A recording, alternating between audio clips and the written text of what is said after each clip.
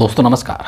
दिल्ली के पूर्व मुख्यमंत्री अरविंद केजरीवाल की मुश्किलें और बढ़ती जा रही है। दिल्ली चुनाव हारने के पश्चात अब इनको और भी कई तरीके की समस्याओं का सामना करना पड़ रहा है।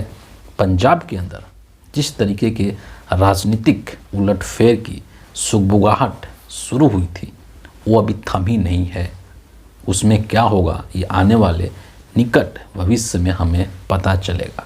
लेकिन उसके बाद एक नई तरीके की अब मुश्किल केजरीवाल साहब के सामने आकर के खड़ी हो गई है। दिल्ली विधानसभा चुनाव के दौरान बीजेपी के लोगों ने और कांग्रेस पार्टी के लोगों ने भी शीश महल का मुद्दा खूब ज़ोर शोर से उठाया था और शीश महल के मुद्दे पर अरविंद केजरीवाल को घेरने की कोशिश भी की गई थी। अब उसी शीश महल को लेकर के अरविंद केजरीवाल मुश्किल में फंसते हुए नज़र आ रहे हैं, क्योंकि इनके खिलाफ अब जांच करने की बात कर दी गई है।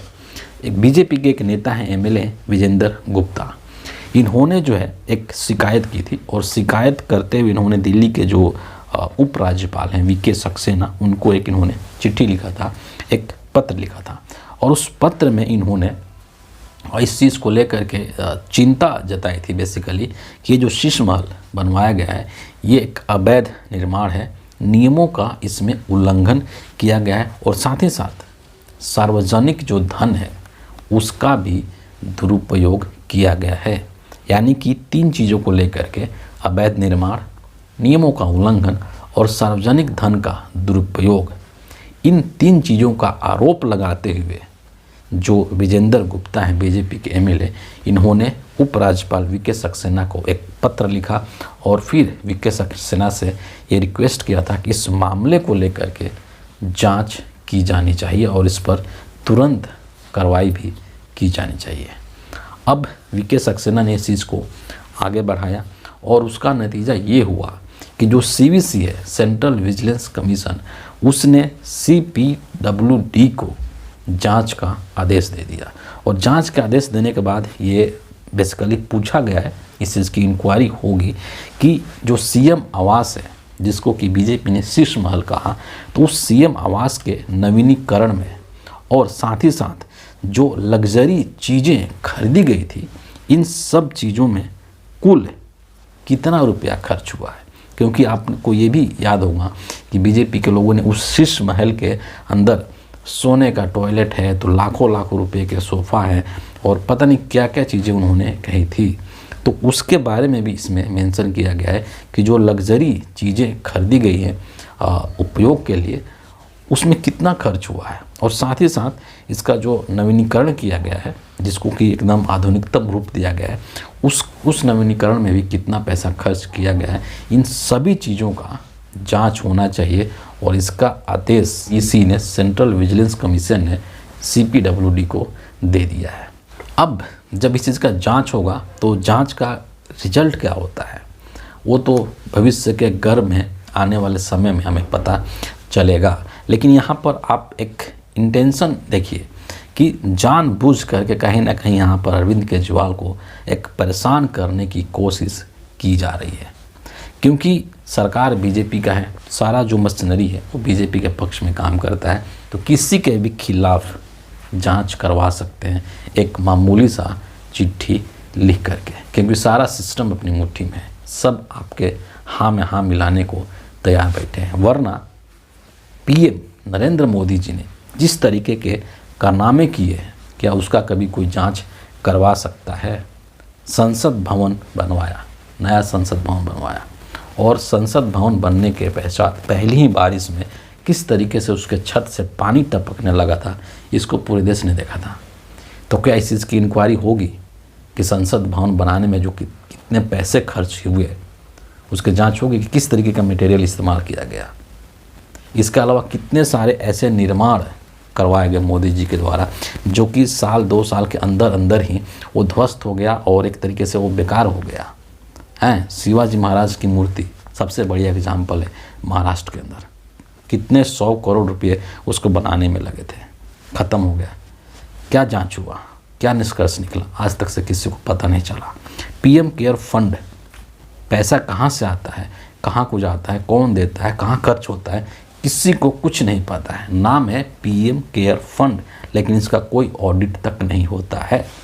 क्या इन सब चीज़ों की जांच हो सकती है इस देश में? भला नहीं हो सकती है, क्योंकि ये सब चीज़ें मोदी जी के द्वारा की गई है। तो विपक्ष के नेताओं को परेशान करने का एक तरीके से ये बहुत ही आसान नुस्खा है बीजेपी के पास। तुरंत से ईडी लगा दो, सीबीआई लगा दो, इनकम टैक्स लगा दो और उनको परेशान करो। तो चुनाव हारने के ठीक बाद अरविंद केजरीवाल के सामने और भी कई तरीके की चुनौतियां आने वाली है और निकट भविष्य में अरविंद केजरीवाल की मुश्किलों में और बढ़ोतरी होगी, उसमें किसी भी तरीके की कोई कमी नहीं होगी। और सच मायने में ये कहा जाए कि इनको अपना पार्टी को बचाना, अपने राजनीतिक अस्तित्व को बचाना अरविंद केजरीवाल के लिए आज के समय में सबसे बड़ा प्रश्न बना हुआ है। और एक और चीज़ मैं बता देता हूँ कि आम आदमी पार्टी के 3 पार्षद आज बीजेपी के अंदर शामिल हो गए। सोचिए कि बीजेपी जो है वो आम आदमी पार्टी को पूरी तरीके से ख़त्म कर देना चाहती है। दिल्ली की गद्दी छीन ही लिया गया, चाहे जैसे भी छीना गया हो, इलेक्शन में जो भी हुआ हो, छोड़ दीजिए। गद्दी तो चली गई, दिल्ली की सत्ता तो चली गई। एमसीडी जिस तरीके से पार्षदों को मिलाया जा रहा है बीजेपी के अंदर, एमसीडी के अंदर भी बीजेपी का दबदबा हो जाएगा। पंजाब एक बच रहा है, पंजाब पर भी नज़र बना हुआ है, वहाँ से भी कभी भी कुछ भी हो सकता है। तो अरविंद केजरीवाल के सामने बहुत बड़ी चुनौती है कि इनको किस तरीके से अपनी राजनीति को बचाना है, किस तरीके से अपनी जो पार्टी है आम आदमी पार्टी उसको बचाना है, और इस प्रतिकूल समय में अपने नेताओं को, जो आम आदमी पार्टी के नेता हैं, उनको कैसे एकजुट करके रखना है। ये तमाम चीज़ें हैं जो कि अरविंद केजरीवाल के सामने एक बड़ी चुनौती के रूप में खड़ी हैं, और ये देखना होगा कि अरविंद केजरीवाल इनको किस तरीके से पार पाते हैं, क्योंकि ये अभी शुरुआत हुआ है। शीश महल के जांच का आदेश देना ये अभी शुरुआत है। शराब नीति घोटाले को लेकर के भी बातें आगे बढ़ सकती है। इसके अलावा आम आदमी पार्टी के तमाम नेताओं की फाइलें तैयार हैं। जिस दिन दिल्ली के रिजल्ट आए थे उसी दिन सचिवालय को सीज कर दिया गया था, और ये चीज़ कहा गया कि यहाँ से कोई भी फाइल बाहर नहीं जानी चाहिए, चाहे वो सॉफ्ट कॉपी हो या फिर हार्ड कॉपी हो। तो केजरीवाल को चारों तरफ से घेरने की तैयारी बीजेपी के लोग, नरेंद्र मोदी, अमित शाह कर रहे हैं, और ऐसे हालात में अरविंद केजरीवाल के सामने मुश्किलों और चुनौतियों का बाढ़ आने वाला है। देखना यह होगा कि अरविंद केजरीवाल कैसे इन सब चीज़ों से निपटते हैं और कैसे इन चुनौतियों से पार पाते हैं। तो फिलहाल इस वीडियो के लिए इतना ही है। आप सभी का बहुत बहुत धन्यवाद।